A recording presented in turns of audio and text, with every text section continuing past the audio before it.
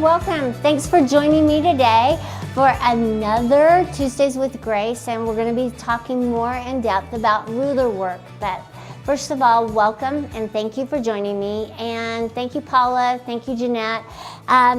Let's talk about Spring Fling coming up. It's coming up in a few weeks, and let me go to the website and show you how to register. If you haven't registered, please register. Once you register, you get the opportunity to win a 16X Elite machine and a Q-Zone hoop frame. That's what it is. And so make sure that you're registered, block out your times for the little events that you want to go through. There's lots of prizes. You know, every Spring Fling, Fall Festival, or even camp that we do, we have some amazing prizes. But not only that, we have some amazing workshops and great information about quilting. We have some super ambassadors as well as educators teaching you things that they know and understand so that you can learn. And like I said, we always learn from you and you learn from us, and that's what makes this home-based community so great and wonderful.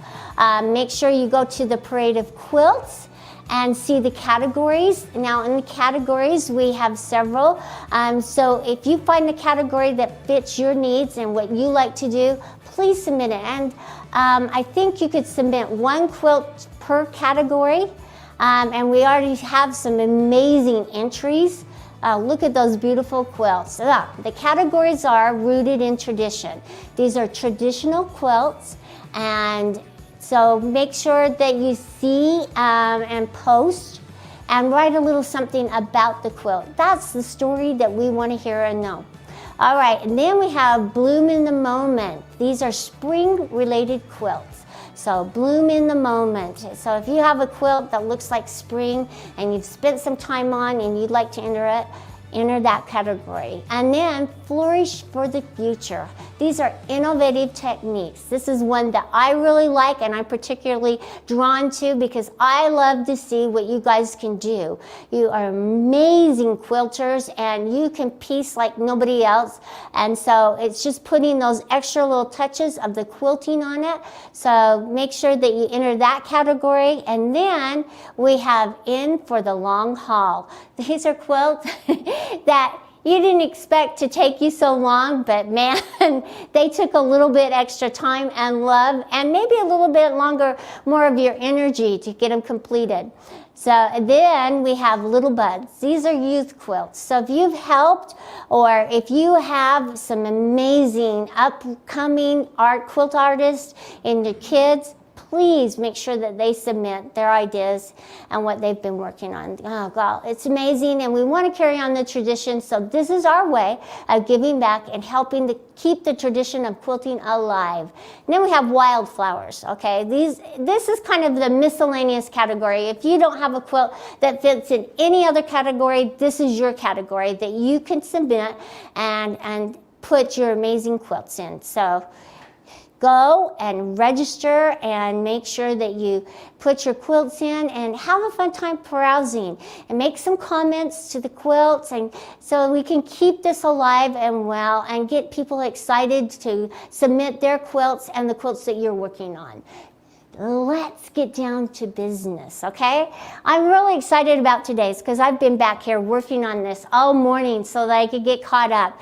I've learned several things, and I just wanted to talk to you about the things that I'm learning. I learn with every quilt that I make, and every quilt that you make, if you're not learning and we just go off doing the same thing over and over and over again, you're not exploring. So explore, try something new, add a different technique that you are wanting to learn with everything that you do so that we can grow our horizons and expand our quilting.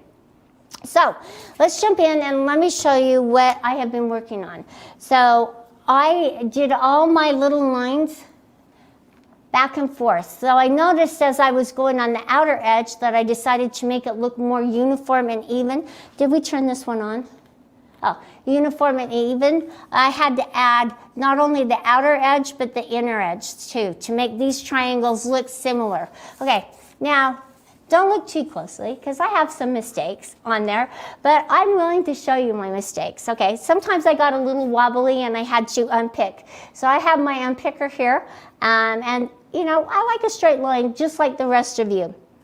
I noticed though that as I was using my open toe foot, it works really well for some lines, but for straight lines, it's not as good as my ruler foot. So notice I've changed it to the ruler foot now.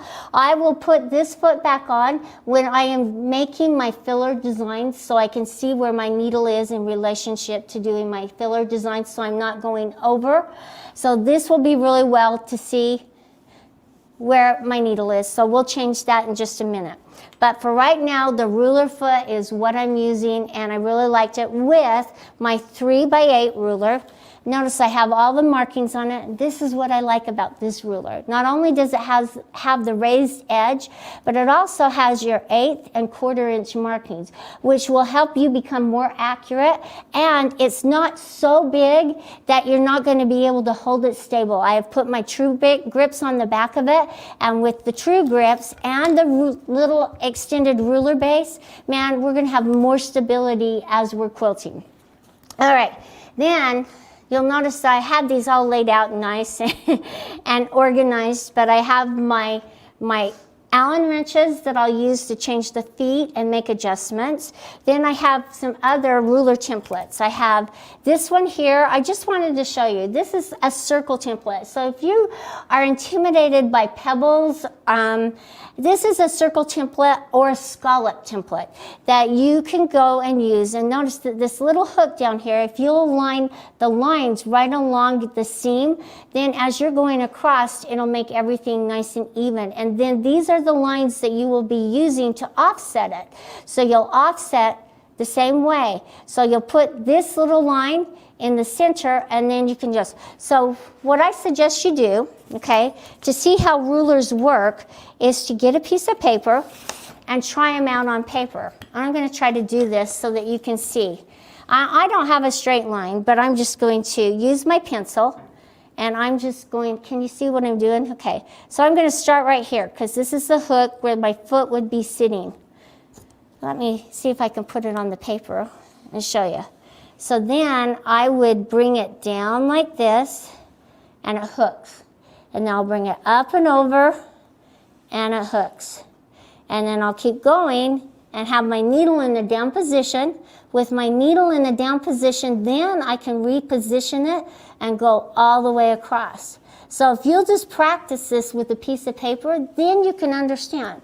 Not only with a piece of paper with your foot, but a piece of paper with your pencil. I would start out with the pencil first and go up and around. Actually, you'd be stopping right here, but I'm just going to go up and around and show you. Then you're going to hold it right there and reposition, okay? So we're going to reposition and keep going across. So it's going to hang up right there. And then I'm just going to continue going across. Now with the pencil, it's probably not going to be quite as even as with your foot, but this will help you understand the movements that you need to make in relationship to the ruler that you're using. Now, notice that I have these lines right here. I'm going to match those up and offset them. So I'm going to offset it right here and go up here, and then we're just going to move across. So you'd find a seam, and then you'll make sure that this line matches up with this that you've already stitched, and then it should be nice and even as you're going across. Play with that. It's a lot of fun. All right. And then I had this ruler as well. This is a lot of fun as well. Because you can do these wonky lines, and then you can offset them so that they're a little wonky, and then going back and forth. So they make some really cool lines. You could fill them in with some pebbles, or you could just do some C's like this. Pretty cool, a lot of fun. Okay. So those are ideas, and you could go that direction or you could go this direction. And then you'll just practice your C's and your curves. And it just gives you some dimension and some different looks that are fun to explore. But not only that, they're called filler designs. And the filler designs are really designs that you can really give you that texture and that detail on your quilts. And Kim's asking, do you have a go-to ruler? Yes. This is my go-to ruler. I love this ruler right here because, like I said, it has the little increments. This is really good for straight lines. And all the other lines you can really do free motion without specific rulers, but if you want exact measurements, using a template like this circle template is really nice. And it really will give you that exact piecing without trying to go and find something. So explore templates and explore rulers because you can never have just one. All right, so let me go in and talk about a little bit more about the design on the quilt, because I just wanted to cover this really quick, not really quilt, just really quick. Okay, so I'm calling this right here the Star Trek emblem. You know where they pound on their chest and they're ready to go and they say, beam me up or whatever? That's the Star Trek emblem. And there's a couple different ways that you could do it. You could fill in this area right here with filler design, or this area right here and leave this open. Or you could do the opposite. So you could fill this in and leave these two open. Notice what I'm going to do up here. I'm going to fill this in with pebbles. And then these are all going to have pebbles, these little triangles. And then over here on the side, I'm going to fill this in with what I call some spirals, some closed spirals. So practice, draw your designs on paper, and then try to get an idea of what you want to fill this in with. So to make this design here, it's not hard to do, but you need to have some specific measurements. So what I did for this one, I can get rid of this ruler right here. I measured up from this point right here in an inch, okay? So I put my inch line, which is right here on my seam. And then on this seam, pulling these two together, if I didn't have this seam as my center, I would draw the line. So I could make sure that I was centering this and I had a place to stop and then move down to the next point, the other side. So if I didn't have this seam right here, I would actually draw a line so I could make sure that it was centered. All right, so what I'm doing is, notice I'm using two lines here. I'm using this line right here, which is my 1 inch, but I'm also using this line right here and placing it on the seam. So I have my line going this way, but I also have it lining up with the seam. So I'm going to line those two up, and then I'm going to mark 1 inch in. Then I'm going to do that one more time. So I'm going to use this line here to keep it on the seam and measure up. So I'm going to put this line on my little dot I just made and make one more mark. With this, to make this design, you need 2 points of reference right here in the center. So I'll show you what I did, and then we're going to mark over here. Okay, so as I'm doing it, there's a couple different ways that you can do it. You can have your ruler be right here on this point and angled 1/4 of an inch. That's why this ruler is really nice, so you can see where the 1/4 of an inch is. And we want to make sure that the 1/4 of an inch right here matches, so that when I come down, I'm hitting that point. That's why I like this ruler, because I can use these measurements right here to match up to make sure I'm getting right there and that corner. All right? And then I can angle my ruler right here and put it right here, and then I can come up, and what I'm going to do is hit just right below that mark. Then if I wanted to hit this mark, what I'd do is I'd angle it up just 1/4 of an inch and I'd eyeball it. So there are a couple different ways that you can use the markings on your quilt. You decide how you want to use it. But let me just tell you this. Once you start doing it one way to get it nice and even all the way across, make sure you're using that same method across your quilt, okay? So let's go over here and do this line, and let me show you how it's done. All right, so I already did my measurements. So I want to make sure that they're nice and straight. So I'm going to align, and notice that it's up just a little bit, but I'm just going to mark right there. And then I'm going to put that line on that one and then mark right here. So I told you I used this line right here, this mark right here to align my ruler on. And then I'm using this down here so that I get my angles just right. So as I pull it up, so I don't have to put my ruler on yet because I already know I'm going to get it positioned just right so I get my point, my needle right down in there. I'm going to pull up my threads. Now, you've noticed I have a lot of stops and starts. There are several different ways to hide your threads and get rid of them. On this quilt here, I am not leaving long tails and going back later to hide them all. If it was a quilt I was entering into a contest, that would be the way that I would have to hide all my thread tails, because you don't want to see the stops and starts, and you don't want to see all your little cuts and your tie-off knots. All right? So look at the videos online, and eventually I'm going to get there and I'm going to show you how I do it on the quilts that you want to enter, or if you want to hang them on the wall and you don't want anybody to know where your stops and starts are. If you're going to enter a quilt in a contest, that's really one thing that they look for. It's not hard to do, but it is time consuming. So I don't have a lot of time, so on this one I am not using that method. But I'm going to get to the point where we're going to get down to the nitty-gritty, and we're going to show you how to do all these little fine techniques so that you'll become a better quilter and be able to submit your quilts into the International Quilt Festival in Houston and all these other shows, and they're going to look at it and think, wow, where did you learn that technique? And you can say, oh, I learned it with Tuesdays with Grace. So anyway, and I learned a lot from you guys too, but anyway, it's a lot of fun. So try it.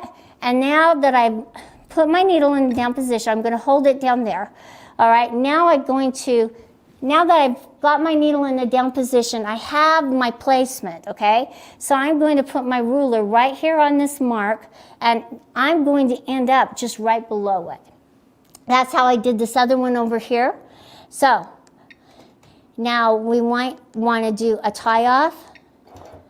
Okay, there's my tie-off. Now I'm just going to come up, holding it steady with my hand, and then when I get to that seam, and the needle's right there, I'm going to stop it so I can reposition my ruler. And have your needle so it's down in the down position. And now I'm just going to move down and have it stop right there. Then I'm going to come back up and finish my design.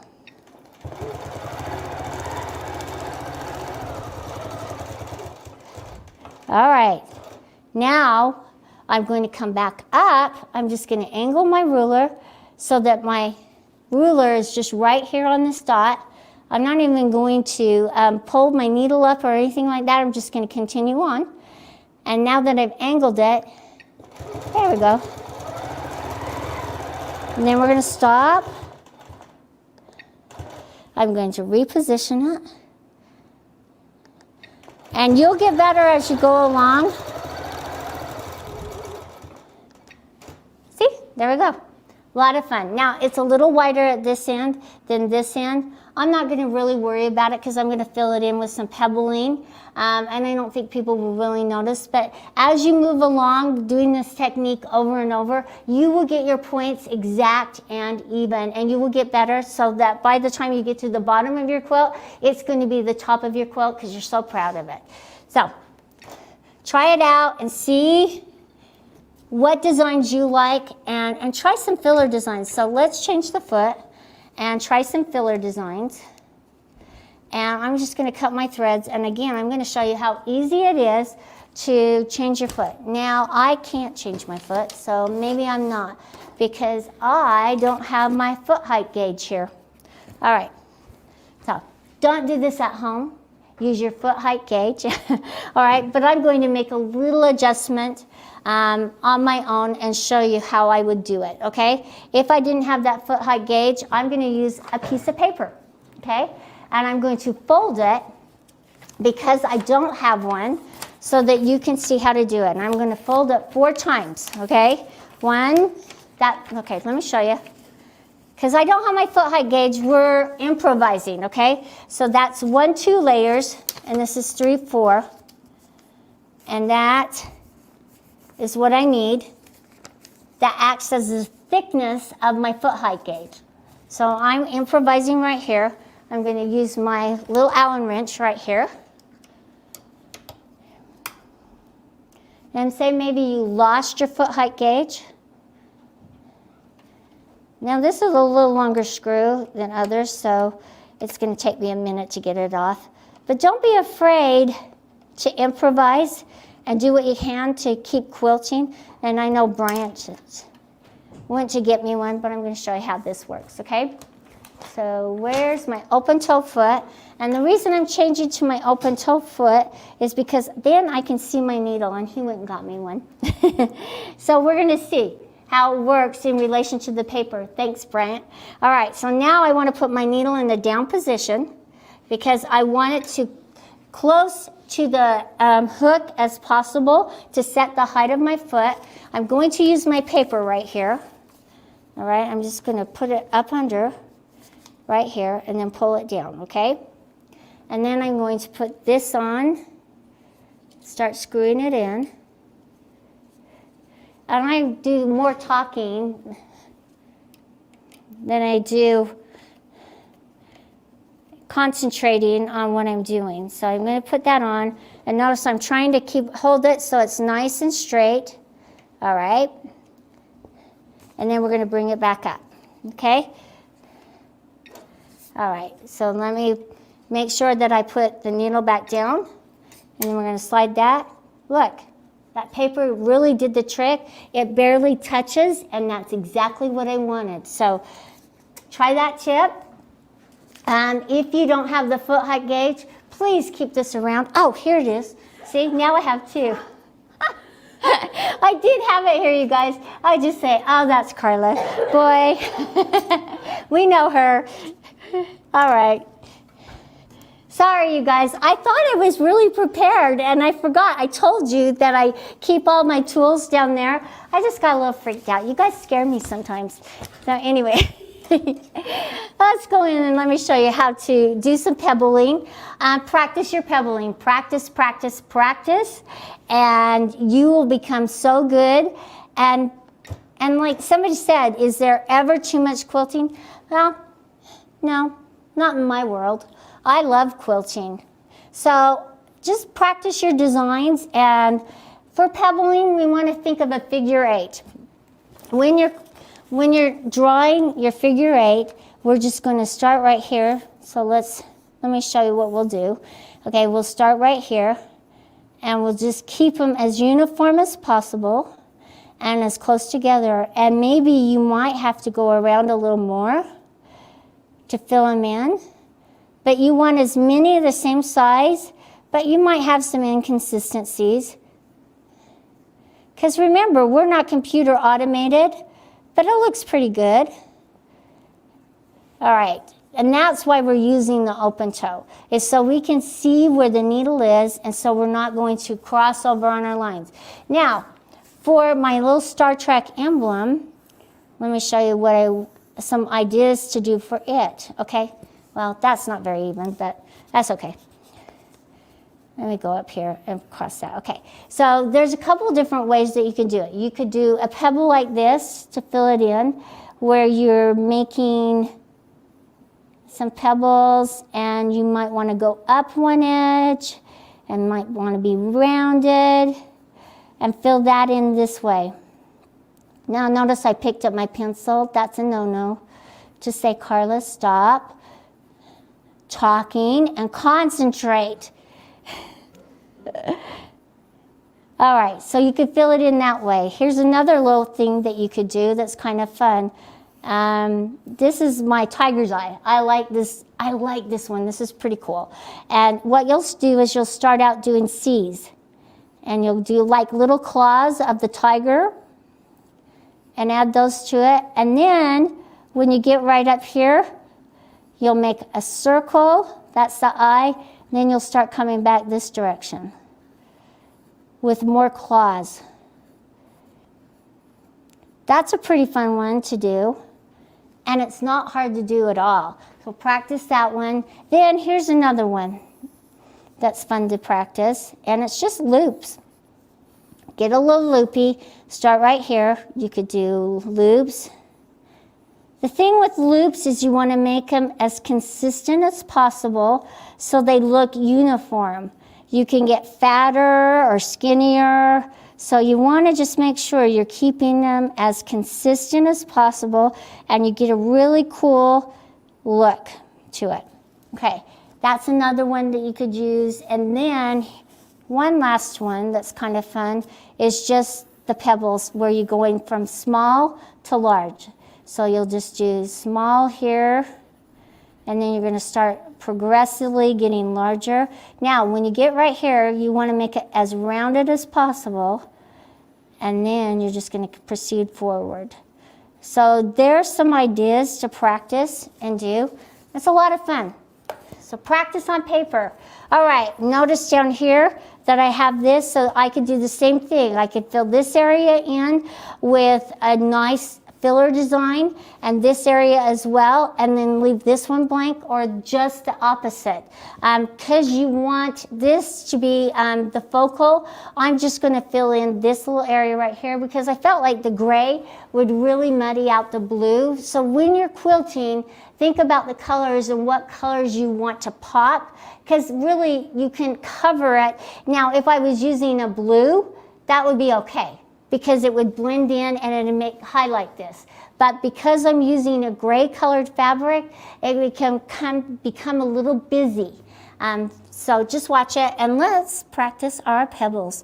Now, I'm not going to talk too much. Well, I'm going to try not to talk too much as I'm quilting, but I just wanted to show you how much fun filler designs are. So, and make sure your frame is nice and level when you're doing. Okay, let's talk about stitches per inch, okay, at SPIs. So as I'm quilting my pebbles, I want a more rounded look. So I'm at 12 SPIs. This is a fast machine. That might give me, but I might want to raise my SPIs to have more stitches closer together. I'm going to go up to 13, okay? So then I'm just going to keep going. And I'm just going to take my time till I get a little more confident and I understand that I'm talking to you, but just make sure that, just have fun with this. Now, I've turned off the lights on my machine, so I'm having a harder time seeing because the gray matches the background. So get your light bar out. I think they're on sale this month. If you don't have good lighting, come on. Now's the time to invest in some good lighting. And just do your figure eights and keep going, okay? Now, say I got stuck in there, I would just travel along, back along my circles.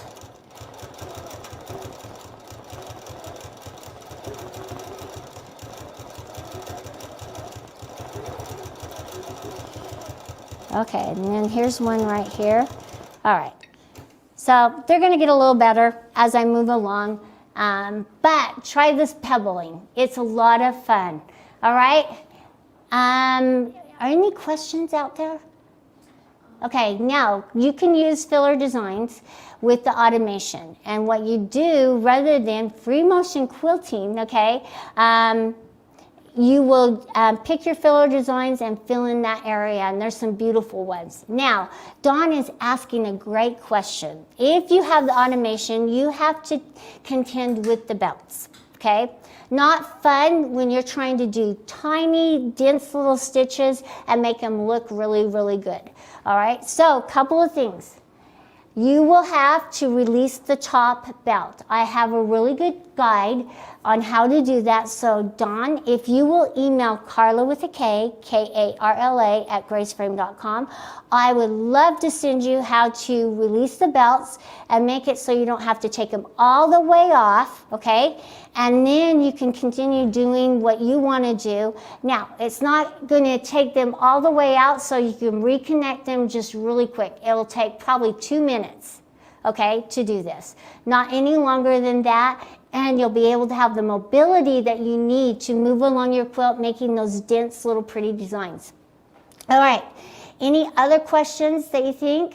What kind of batting do you use? Okay, this one is a 60 weight bamboo batting. I really like it. It's a new one that I started using. I got it with Windline, and it was really nice. However, because it's kind of not as tightly woven, it kind of has some, if you're taking it on and off, it will kind of stretch. So you have to be really careful with that, but I really like it. It's very soft. It would be one that I would really put in a baby quilt to make it nice and soft and cuddly, and it moves a little bit better than the regular bamboo. So I didn't think I was going to like it, but I really do. It makes it really nice and a little loftier than others, and so as I'm quilting, it will make it, my pebbles pop and my other designs pop. So that's what I wanted. And also, when you're thinking about using the ruler work, you could use different colors of threads to make certain areas pop. So watch out what you're doing and kind of explore. If you're going to do this quilt, and I really encourage you to do it, make it, and start using the rulers on it so that you can explore your techniques and how you want to use it and what you want to do with ruler work. Okay, Donna asked, what machine are you quilting with? I am quilting with the 21X Elite machine. It's a faster machine. It's 2,600 stitches. And that's why I didn't turn the SPIs all the way up to 16, because it would be going so fast. Yes, I have a ruler table on. Underneath, let me show you what it looks like. I don't mind showing you. Okay, so let me show you what that looks like. I'm going to stop right here. Let me cut my threads. And let me show you, I'm going to come over here so Brian can, so you can kind of see. Notice, okay, this ruler base is one of our newer ones. It has a little bit extra towards this end than most other ruler, I would say any other ruler base out there in the world of ruler work. And we decided that you just needed more stability as you were moving along. So this ruler base is really a nice one. If you have the older style, you have a great ruler base. You don't need to upgrade. But if you're really going to get into this, you might want to think about upgrading to the newer style. Okay, someone's asking how to find the magnifying glass on the side. I am not sure, so let's go to our accessories and let's see if we can find it together. So we are on the website right now. We are going to machines. Let's go into machines. Can we just put in the search? Oh yes, put it in the search. Bryant's going to put magnifying glass in the search, and we're going to find it. There you go.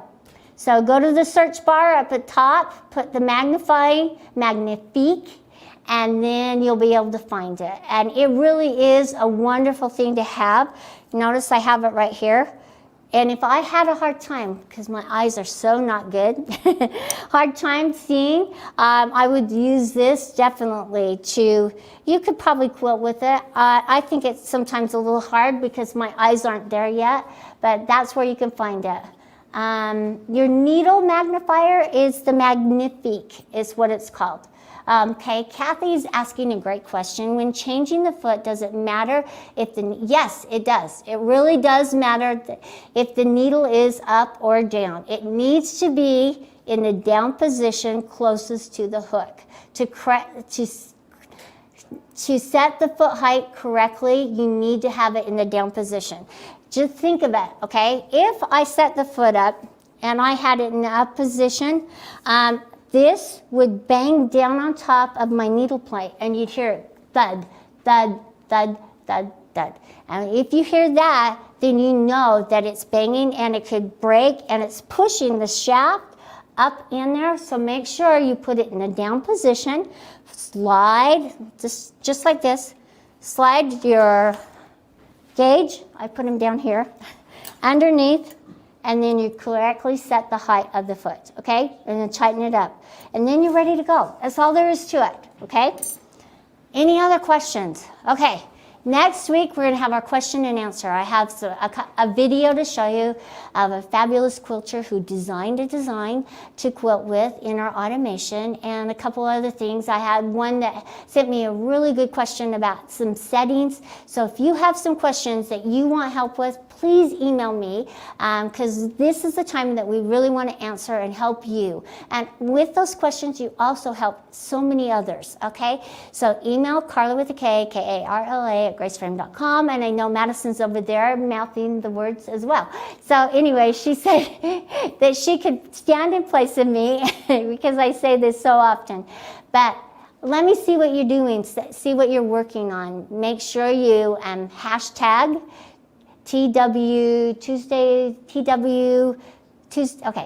TWGQA for your questions, and then on Facebook or Instagram, and then show your progress with TWGMAR.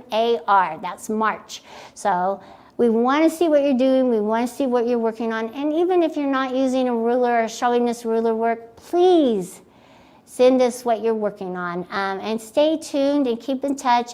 Make sure you're becoming a home-based quilter on Facebook and joining that group. Fabulous quilters, so many techniques, so many interesting stories out there of how you've gotten into quilting and how you're just moving on in your progression into quilting and what you're working on. So let us know.